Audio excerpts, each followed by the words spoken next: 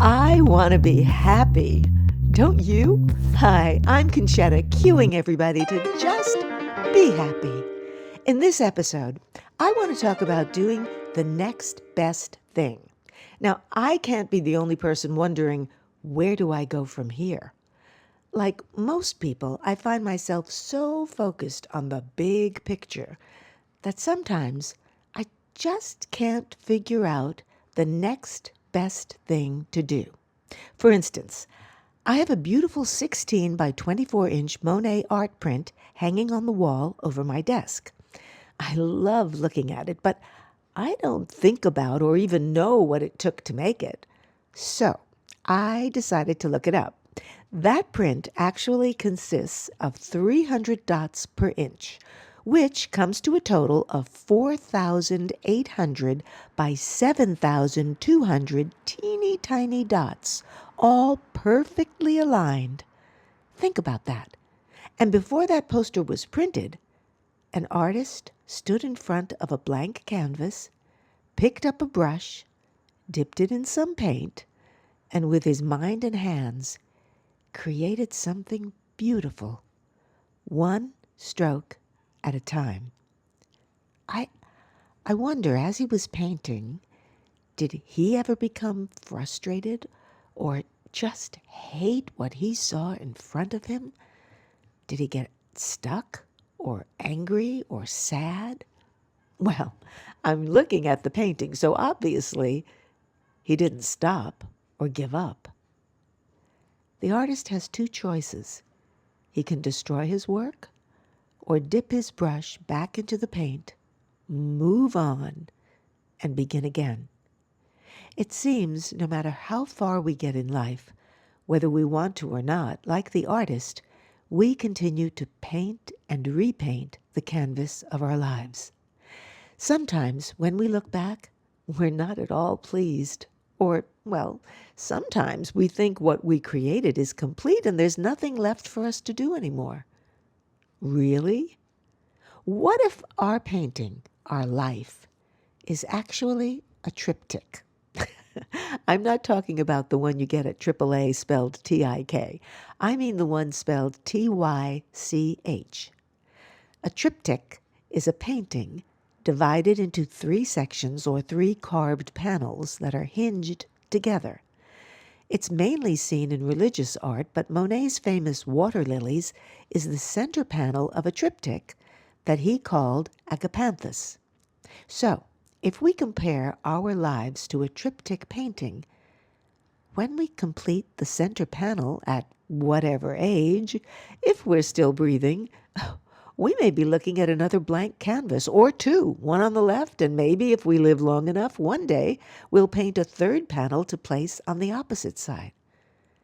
You may remember a quote from Michelangelo, who took a block of marble and sculpted it into the famous angel that sits in the Basilica of San Domenica in Bologna, Italy.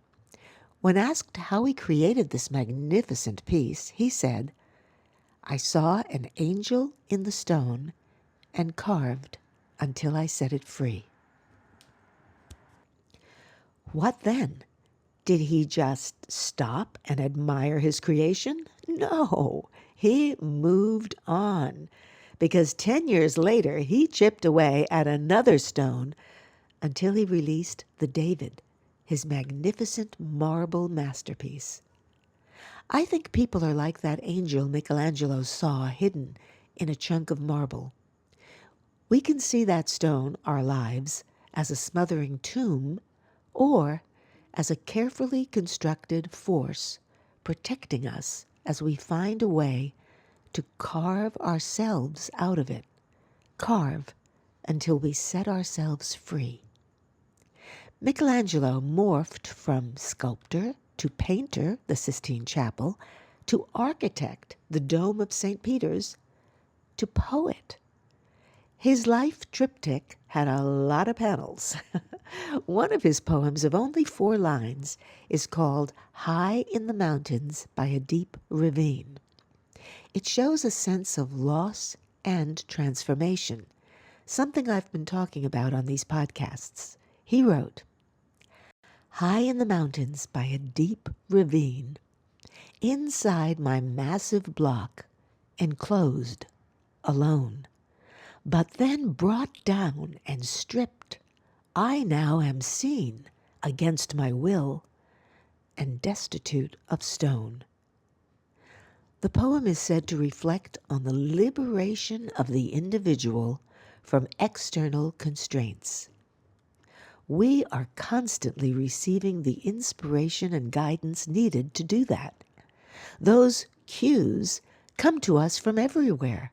Learning to recognize them is key to chipping away at all that doesn't belong to you.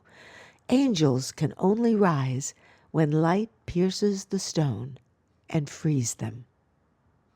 Leonardo da Vinci began painting the Mona Lisa in 1503, and it was found in his studio when he died in 1519, 16 years later. I read that he worked on it over those many years, adding multiple layers of thin oil glazes at different times. There are small cracks in the paint throughout that image, but they are finer on the hands, where the thinner glazes correspond to his late period.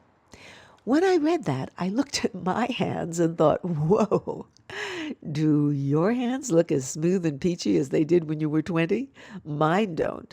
But there's no reason we can't continue reglazing, or perhaps painting a whole new panel.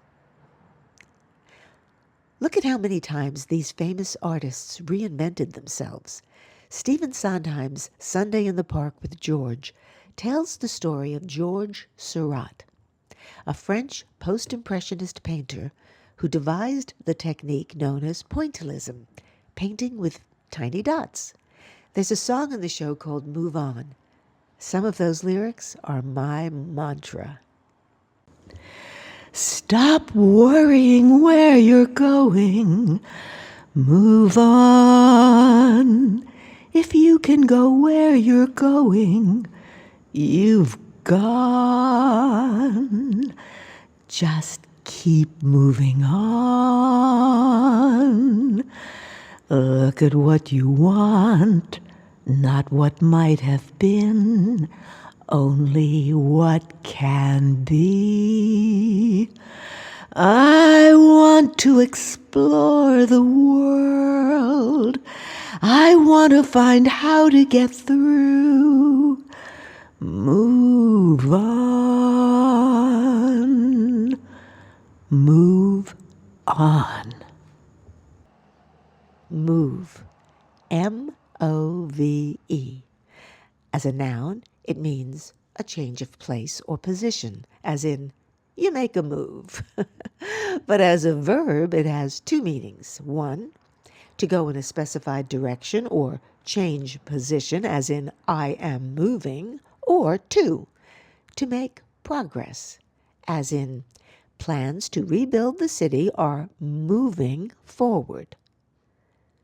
When we really move on, we often employ all three meanings, sometimes backwards.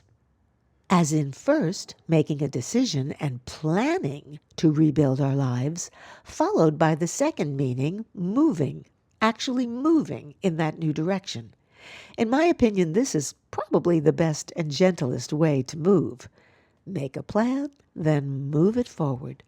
But sometimes, especially if cues to move on are not recognized or worse, ignored, we may face moving on in the reverse, meaning something happens that forces us to move out of our comfort zone, forces us to change our place or our position. What it's doing is it's forcing us to progress forward, whether we planned it or not. And that's when we have to consider that life is and always will remain a mystery. Our control over it is at best limited, and sometimes we simply have to follow along by doing the next best thing. Our lives are not meant to be static. When a seed is planted and produces a beautiful flower, eventually that flower will fall from the stem. But if we simply stare at its barren vine, the whole plant will wither and die. But if we move on, cut that stem back, fertilize it, and place it in the sun, it will produce a new flower. We might even see a bumblebee pollinating it into another flower and another, a whole garden, until one day it's discovered by beautiful butterflies, and all because we moved on. Hear those finger snaps? You've just been cued. Take the time to enjoy where you are, but remember to trim those dead spots and move on. If you enjoy listening, I hope you'll subscribe to my Cues and tell your friends about Conchetta Cues, women of a lovely age. Men, too. It's time to move on. Do the next best thing and be happy. Why not?